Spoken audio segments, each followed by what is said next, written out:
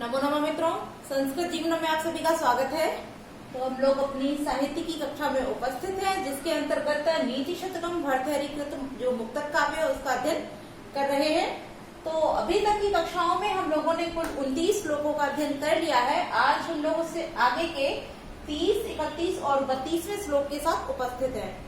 और जैसा कि हम लोग हमारी व्याकरण की कक्षा में अच संधि का अध्ययन समाप्त कर चुके हैं, तो 2-3 दिनों के पश्चात जो हमारी व्याकरण की कक्षा है वह भी सुचारू रूप से आरंभ हो जाएगी, क्योंकि अच संधि का प्रकरण हम लोगों ने समाप्त कर लिया है। तो 1-2 दिन आप लोगों को भी आराम देते हैं और स्वयं को भी। उसके पश्चात हम लोग व्याकरण की कक्षा जो है वो पुनः 8 बजे अपने निर्धारित समय से आरंभ हो जाएगी। तो जैसा कि हम लोग साहित्य की कक्षा प्रतिदिन चल रही है और व्याकरण की भी चलती है, किंतु 2 दिन का ही गैप कर रहे हैं। तो आप लोग साहित्य की कक्षा में अधिक से अधिक लोग लाइव आइए, और जो लोग लाइव आ गए हैं सभी लोग अपने दोस्तों के साथ वीडियो की लिंक को शेयर कर दें और अधिक से अधिक लोग लाइव आने की कोशिश किया कीजिए। और जिससे कि आपके जो भी सुझाव होते हैं आप लोग को उसको कमेंट करके अवश्य बताया कीजिए। साथ में यह भी बताया कीजिए कि आप सभी को वीडियो कैसी लग रही है और किस प्रकार से और इसमें बेटर कर सकते हैं। तो आइए हम लोग हमारा जो 30, 31, 32वां श्लोक है उसका अध्ययन आरंभ करें। उससे पूर्व जो हमारा 29वां श्लोक था उसका अध्ययन हम लोगों ने कर लिया था, किंतु जो उसकी व्याकरणिक टिप्पणियों और महत्वपूर्ण प्रश्न रह गए थे, आइए उनको भी जान लेते हैं। तो यहाँ जैसे कि हमने कुछ लिख रखा है 29वें श्लोक की व्याकरणिक टिप्पणियों में से ही, तो आइए देख लेते हैं इसको। और जो हमारा श्लोक था वह था कुसुमस्त वकश्यैव द्वयी वृत्तिम मनस्विना मूर्धनम व सर्वलोकस्य सीदते वने एव वा। अर्थात पुष्प के गुच्छों के समान ही जो मनस्वी अर्थात स्वाभिमानी लोग होते हैं उनकी भी द्वयी वृत्ति अर्थात 2 ही स्थितियां होती हैं। जिस प्रकार से फूलों का गुच्छा आपने देखा होगा, या तो वह सिरों पर धारण किया जाता है, अन्यथा वह वन में ही सूख जाता है। उसी प्रकार जो स्वाभिमानी और मनस्वी व्यक्ति होते हैं वह या तो मस्तक पर धारण किए जाते हैं या फिर वह भी वनों में ही नष्ट हो जाते हैं। तो श्लोक का अर्थ हम लोगों ने जान लिया था। आइए उसकी व्याकरणिक टिप्पणियों को देख लेते हैं, तत्पश्चात आगे बढ़ते हैं। तो इसमें सर्वप्रथम जो हमारा शब्द था कुसुमस्त वकश्य, इस शब्द में षष्ठी तत्पुरुष समास है। और यदि वृत्ति शब्द की जो वृत्ति है वह किस प्रकार बनता है, अर्थात यह जो किस प्रकार निष्पन्न होता है, तो व्रत धातु के साथ जब हम कितन प्रत्यय का विधान करते हैं तब वृत्ति शब्द हमारा बन जाता है। आगे हम मनस्विना शब्द की यदि बात करते हैं तो मनस शब्द क्या होता है, मनस होता है, और जिसमें अस की टी संज्ञा, जैसे कि हम लोगों ने पढ़ रखा है संधि में कि मनस धन ईशा होता है तब अस की टी संज्ञा हो जाती है। उसी प्रकार यहाँ मनस में मनस धातु के साथ जब हम विनी प्रत्यय का योग करते हैं तो मनस्वी शब्द बनता है। और जैसे कि कर्त कर्मणो हमारा कृति सूत्र है, यह क्या कहता है कि कर्त और कर्म अर्थात कर्ता और कर्म में कृत प्रत्यय के विधान से वहां षष्ठी व्यक्ति का आदेश हो जाता है, अर्थात वहां षष्ठी हो जाती है। तो यहाँ पर मनस्विना शब्द में मनस धातु के साथ विनि प्रत्यय के योग से मनस्वी शब्द बना और कर्त कर्मणो कृति सूत्र से यहाँ पर षष्ठी व्यक्ति हो जाती है। आगे देखते हैं, यहाँ हमारा लिखा हुआ सर्वलोकस्य, तो सर्वलोकस्य में षष्ठी तत्पुरुष समास का विधान किया गया है। यह तो हमारी व्याकरणिक टिप्पणियां थी। अब यदि हम प्रश्नों की बात करें तो प्रश्न इस प्रकार से भी बन सकता है कि किसके समान मनस्वी जो व्यक्ति होते हैं उनकी 2 वृत्तियां या 2 स्थितियां होती हैं, तब आप क्या लगाएं, कुसुम स्तवकस्य अर्थात पुष्प के गुच्छों के समान। और प्रश्न यह भी आपसे पूछा जा सकता है कि मनस्वी की कुल कितनी गतियां या स्थितियां होती, वृत्तियां होती हैं, तो आप ध्यान रखेंगे कि द्वयी अर्थात 2 ही स्थितियां होती हैं। अब यदि हम इस श्लोक की बात करें तो इसमें जो हमारा छंद है, यदि हम छंद की बात करते हैं 29वें श्लोक में जिसमें हमने अध्ययन किया था, तो उसमें अनुष्टुप छंद है। और अलंकार की बात करें तो जैसा कि अभी लिखा था कुसुमस्त वकश्य एव, तो यहाँ वकश्येव लिखा होने से यहाँ एव शब्द हमारा निकलता है। तो एव से तात्पर्य जहाँ भी एव शब्द आ जाता है वहाँ उपमा अलंकार हो जाता है। और यदि यही एव शब्द हमारा क्रिया के साथ जुड़ जाता है तब वहाँ पर उत्प्रेक्षा अलंकार होता है, किंतु यहाँ क्रिया के साथ नहीं है, संज्ञा या सर्वनाम के साथ होने से वहाँ उपमा अलंकार होता है। इस कारण यहाँ पर इस श्लोक में हमारे उपमा अलंकार दिया गया है। तो हम हम लोगों ने अपने 29वें श्लोक को जान लिया है। अब देखते हैं हमारा जो 30वां श्लोक है। तो आइए देखते हैं इसमें भर्तृहरि जी क्या कहते हैं। और यह तीनों जो श्लोक हैं यह भी हमारे मान शौर्य पद्धति से ही लिए गए हैं। तो ये पहले वाचन कर लेते हैं, तत्पश्चात इसके अर्थों को जानते हैं।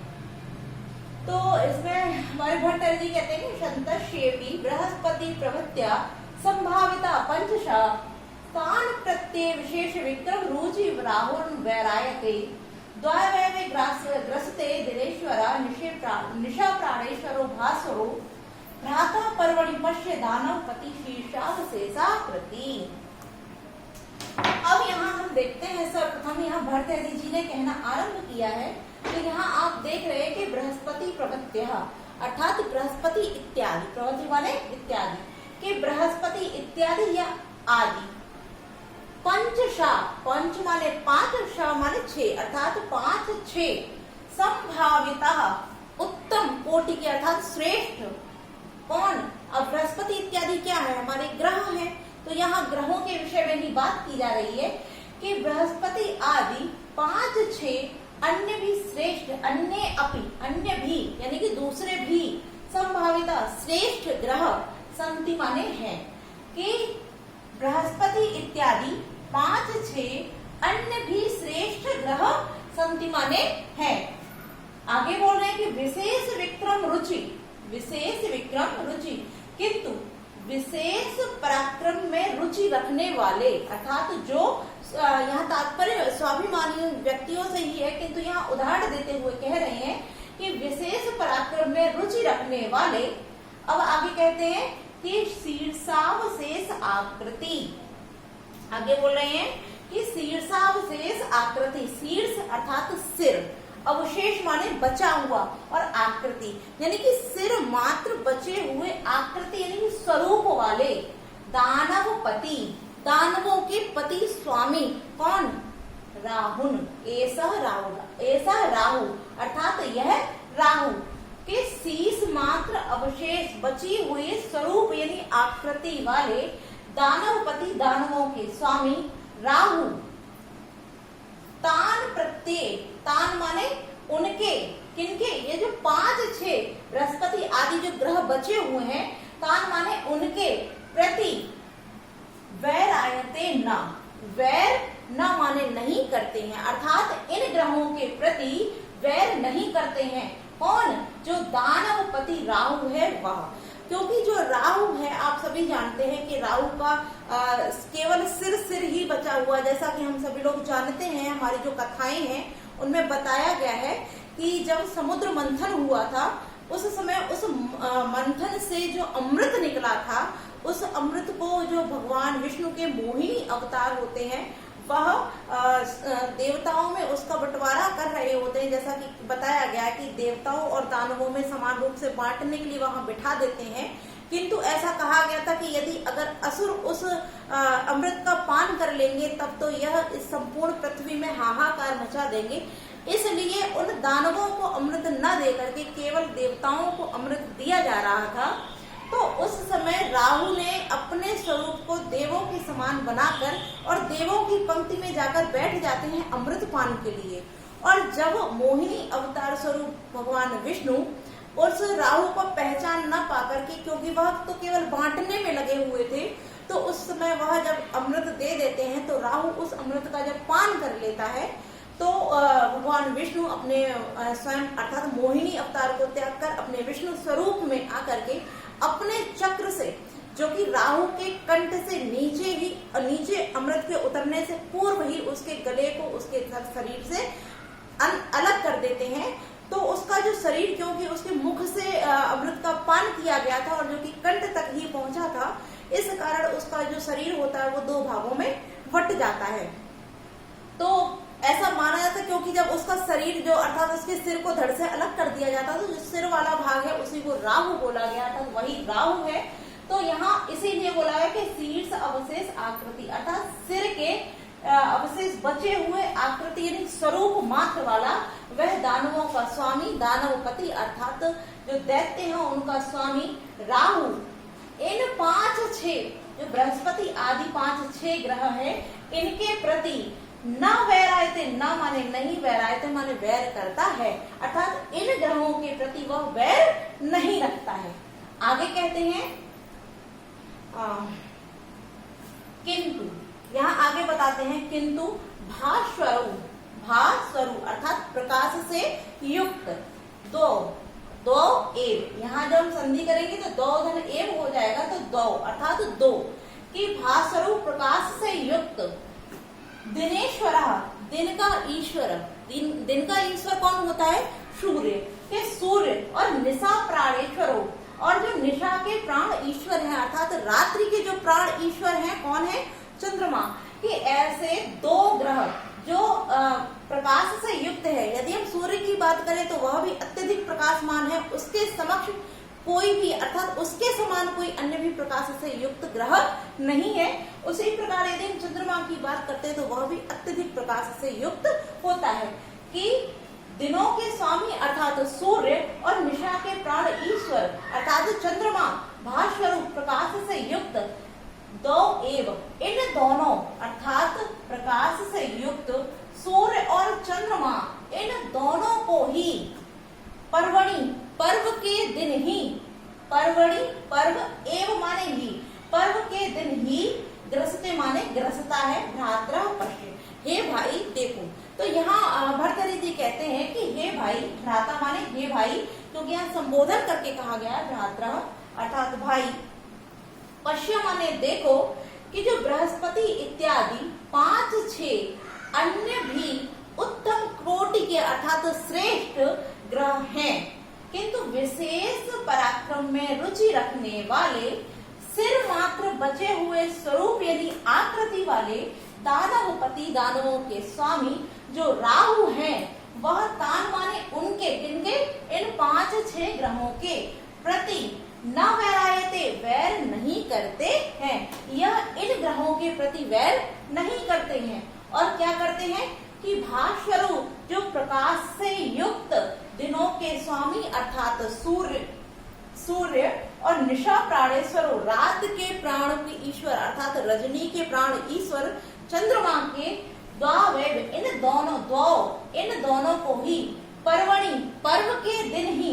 अब पर्व के दिन यहाँ तात्पर्य है कि जब दिन की बात करते हैं अर्थात सूर्य के पर्व की बात करें तो अमावस्या जो होती है वह सूर्य का पर्व होती है, और रात्रि अर्थात चंद्रमा की बात करते हैं तो जो पूर्णिमा होती है वह चंद्रमा का पर्व होता है।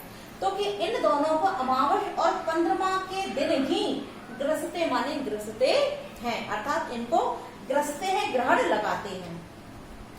तो अब इसके भाव को समझते हैं। अर्थ तो हम लोगों ने जान लिया, अब यहाँ भाव देखते हैं, क्योंकि यहाँ उदाहरण देकर बताया जा रहा है राहु का। तो यहाँ राहु से तात्पर्य है जो महान यशस्वी लोग होते हैं अर्थात जो महान लोग होते हैं, जो शक्तिशाली लोग होते हैं, वह जो बृहस्पति के समान जो अन्य कमजोर वर्ग के लोग होते हैं अर्थात जैसे कि हम यहाँ लिखा हुआ भास्वरूप जो प्रकाशमान सूर्य और चंद्रमा को ही ग्रसता है, किंतु जो कम प्रकाशमान होते हैं अर्थात जिन ग्रहों में प्रकाश तो होता है किंतु कम होता है, तो यहाँ जो बृहस्पति इत्यादि ग्रह बोले गए हैं इनसे तात्पर्य है जो कमजोर व्यक्ति अर्थात जो शक्ति में कमजोर होते हैं, ऐसे लोगों को जो महान शक्तिशाली लोग होते हैं वह ऐसे लोगों से वैर नहीं रखते हैं, उनको कभी भी सताते नहीं है, किंतु जो उनके समान ही पराक्रमशाली होते हैं या उनसे भी अधिक शक्तिशाली होते हैं, ऐसे लोगों को वह क्या करते हैं, ऐसे लोगों के साथ वह द्वेष करते हैं, जिससे कि उनके साथ उनका भी पराक्रम, यदि आप किसी भी बहुत ही अत्यधिक पराक्रमी व्यक्ति के साथ द्वेष करेंगे, युद्ध करेंगे, तो आप यदि उनसे पराजित भी हो जाते हैं तब भी क्या आपको यश प्राप्त होता है, किंतु यदि आप अपने से कमजोर व्यक्ति को जब सताते हैं तो आपको वहां यश नहीं अपयश प्राप्त होता है। तो इसी प्रकार यहाँ बताया जा रहा है कि राहु से तात्पर्य है जो महान लोग होते हैं वह अपने से कमजोर व्यक्ति को कभी सताते नहीं है और अपने से अधिक पराक्रमी व्यक्तियों के साथ ही उनके समक्ष अर्थात उनसे ही प्रतिद्वंदता रखते हैं। तो हम लोगों ने यहाँ श्लोक का अर्थ जान लिया है, अब इसकी व्याकरणिक टिप्पणियां और अलंकार इत्यादि की बात कर लेते हैं, या मुख्य मुख्य जो प्रश्न बन सकते हैं उनको देख लेते हैं। तो यहाँ इस प्रकार भी पूछा जा सकता है कि शीर्षावशेष आकृति कह, अर्थात शीर्ष मात्र बचे हुए स्वरूप वाला कौन है।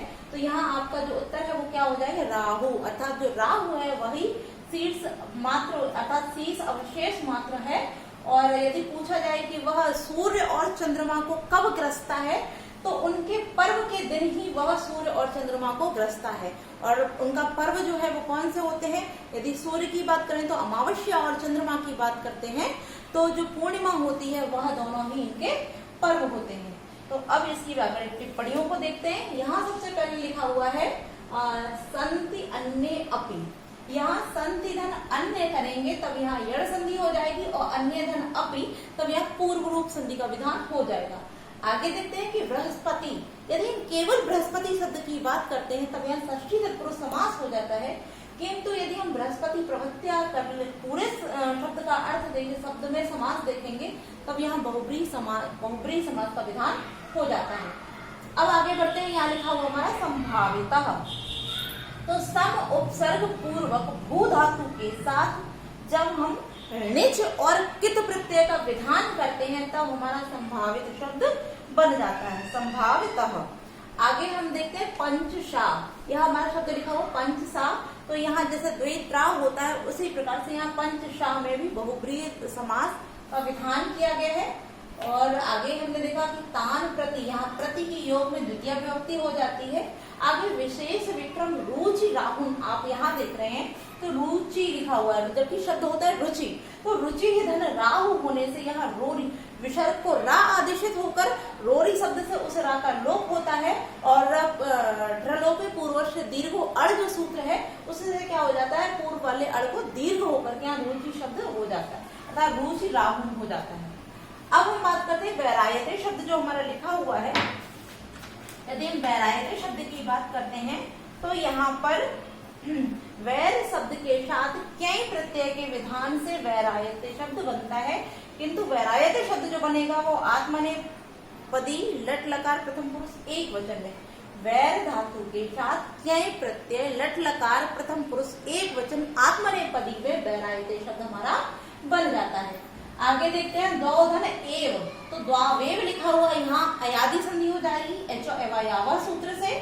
दिनेश्वर निशा प्राणेश्वर इन दोनों शब्दों की बात करें तो यहाँ द्वंद्व समास हो जाएगा। और हमारा अगला शब्द लिखा हो भास्वरो।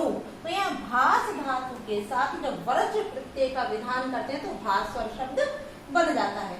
आगे देखते हैं दानवपति। तो दानवों का पति तात्पर्य यहाँ षष्ठी तत्पुरुष समास हो जाएगा। और जैसा कि हम लोगों ने मुख्य देख लिए हैं, अब हम बात करते हैं यहाँ छंद की। तो यह जो हमारा है वह शार्दूल विक्रीडक छंद में लिखा हुआ है। और अलंकार की बात करें तो अप्रस्तुत प्रशंसा अलंकार यहाँ पर दिया गया है। और जो अंतिम लाइन है भ्राता परवड़ी पश्च दानवपति शीर्षावशेष कृति, तो यहाँ पर जो है वह हमारा अर्थांतरन्यास अलंकार हो जाता है। एक शब्द और छूट रहा है, शीर्ष धन अवशेष धन आकृति। तब यहाँ दोनों ही स्थानों पर हमारी वृद्धि दीर्घ स्वर संधि हो जाएगी। शीर्ष धन अवशेष शीर्षावशेष और अवशेष धन आकृति तो शीर्षावशेष कृति। तो इस प्रकार से दीर्घ स्वर संधि हमारी हो जाती है। आइए अब देखते हैं हमारा अगला श्लोक जो है, अगले श्लोक की ओर बढ़ते हैं। तो यहाँ देखते हैं भर्तृहरि जी क्या कहते हैं कि वहति भुवन श्रेणी शेषा फणा फलम स्थिताम कमटपतिना मध्य पृष्ठम सदा सच्चा धार्यते तमपि कुरुते क्रोणाधीनम पयोधिर नादराद अहमर्ताम निश्रीमान सरित विभूतयः। अब भर्तृहरि जी कहते हैं, सबसे पहले यहाँ शब्द देते हैं शेषः। यहाँ शेषः से तात्पर्य है शेषनाग। तो यहाँ शेषनाग की बात किया कि शेषनाग क्या करते हैं, फड़ा अपने फल, फड़ माने फन के फलक पर, फन के फलक पर, स्थित माने स्थित। अब यहाँ फन का फलक, जैसे आप देखते हैं कभी भी नाग को देखते हैं तो एक फन होता है, फन के ऊपर वाला जो चौड़ा हिस्सा होता है उसको फड़क अर्थात पटल बोलते हैं।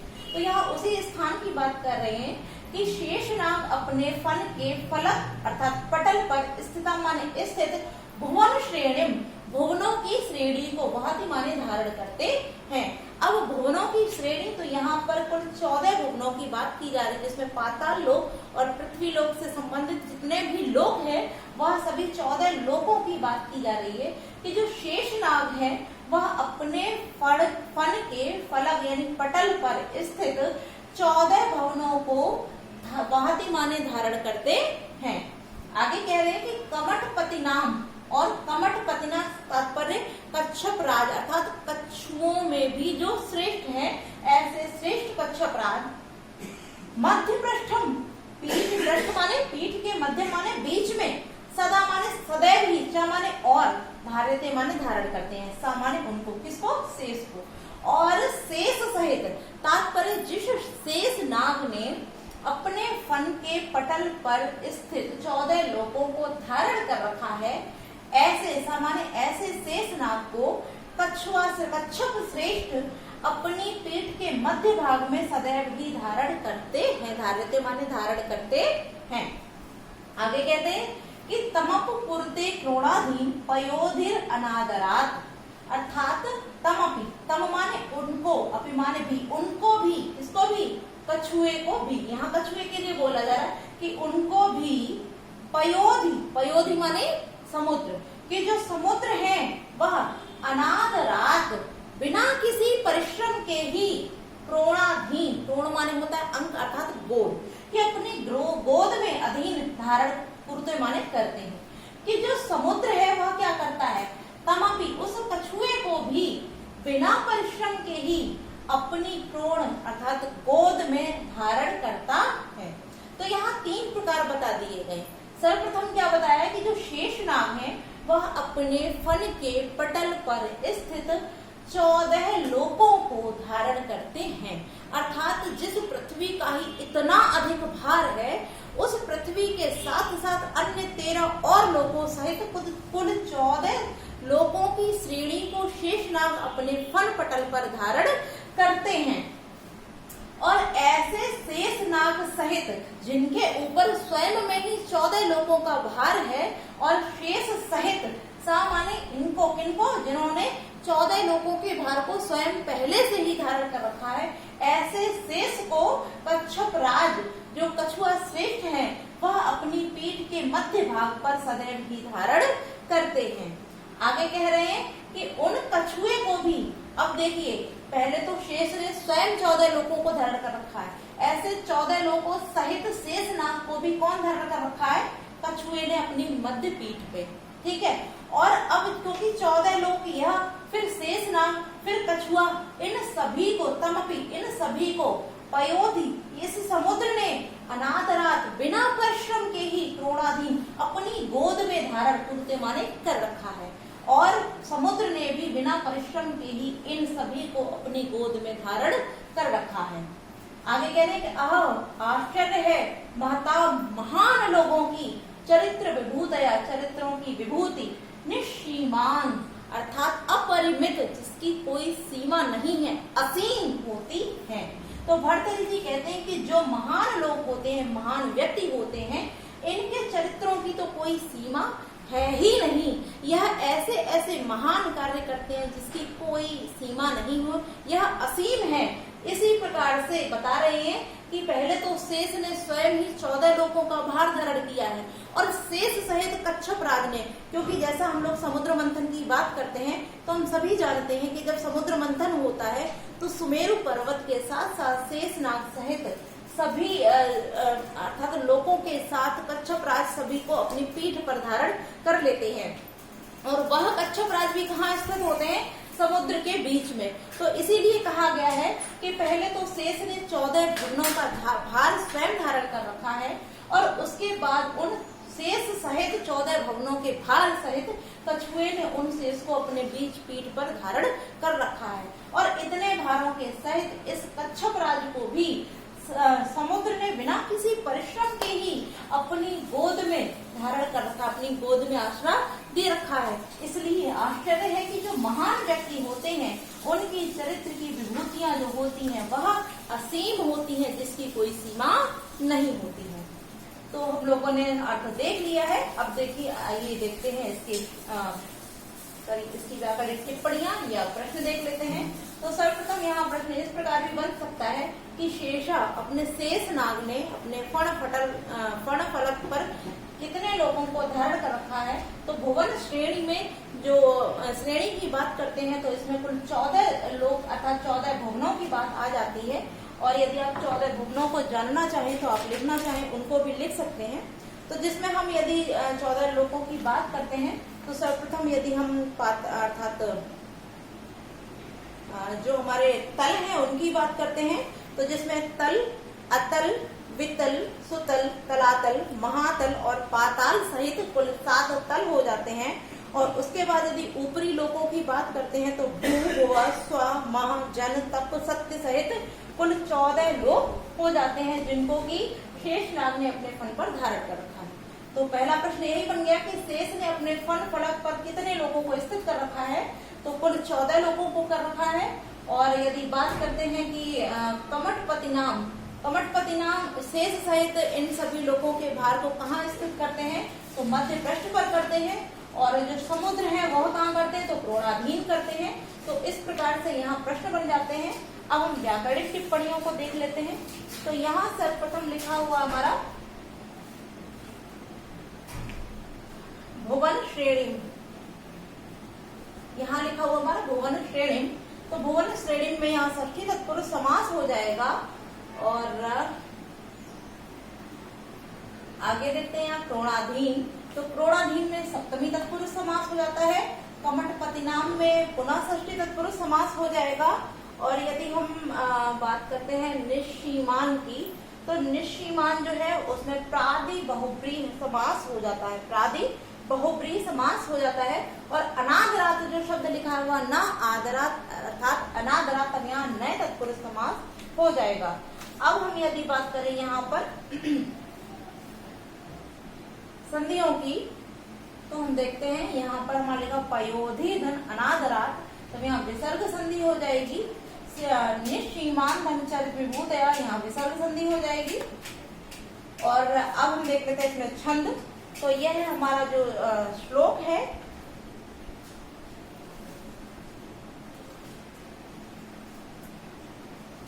यह हमारा जो श्लोक है यह हरणी छंद में लिखा गया है। और यहाँ पर माला दीपक अलंकार दिया है। किंतु यदि हम इसकी नीचे वाली लाइन की बात करें क्योंकि यह सूक्ति वाक्य भी होता है, जो इसका अंतिम पंक्ति है इसकी यह सूक्ति वाक्य है। और सूक्ति वाक्य में जैसा कि हम पहले भी बता चुके हैं जो सूक्ति वाक्य होते हैं वहाँ अर्थांतरन्यास अलंकार होता है। तो अंतिम लाइन में अर्थांतरन्यास अलंकार है। और ऊपर की जो 3 लाइनें दी हैं वह त्रिभुवन श्रेणी, कमटपति नाम, तमपि चुड़ते वाली, इन तीनों लाइनों की यदि आप कोई भी पंक्ति देकर आपसे पूछा जाता है तो यहाँ पर माला दीपक अलंकार होता है। और जैसा कि छंद हम लोग बात कर चुके हैं तो यहाँ हरिणी छंद में है। ये अब हम देखते हैं हमारे 32वें श्लोक को। तो यह भी जैसा कि ये दोनों श्लोकों के साथ साथ यह जो हमारा 32वां श्लोक है यह भी हमारा श्लोक पौराणिक कथाओं से ही संबंधित है। तो पहले इसका अर्थ जान लेते हैं तत्पश्चात उसके विषय में हम बात करेंगे। तो यहाँ वरम पच्छेद समद मगवन सुप्त पुरुष प्रहारै उद्गच्छत् बहुल दहेनोद्गार गुरुभि तुषाराद्रै शूनो रहर पितर क्लेश विवशे न चासौ संपाता पयसि पैषाम पत्यु रुचेतः। अब यहाँ भर्तहरि जी कहते हैं वरम माने श्रेष्ठ है, पच्छेदा, पक्ष माने पंखों का, छेदा माने काटना, कि पंखों का काटा जाना श्रेष्ठ है।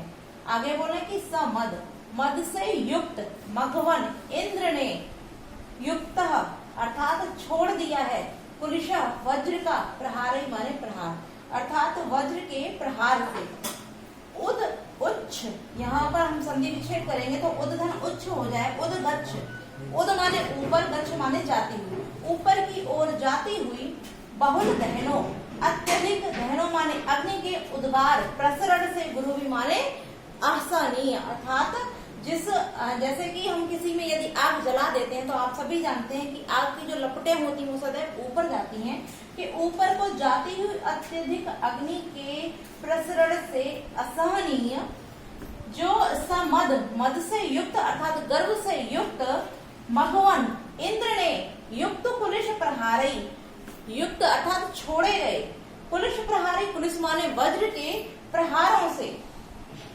तुषार आद्रई, तुषार आद्रई माने होता है समुद्र, कि जो समुद्र है उनके पंखों को, पच्छच्छेदा, उनके पंखों को, परम माने काटना श्रेष्ठ है, परम माने श्रेष्ठ है, छेदा माने काटना।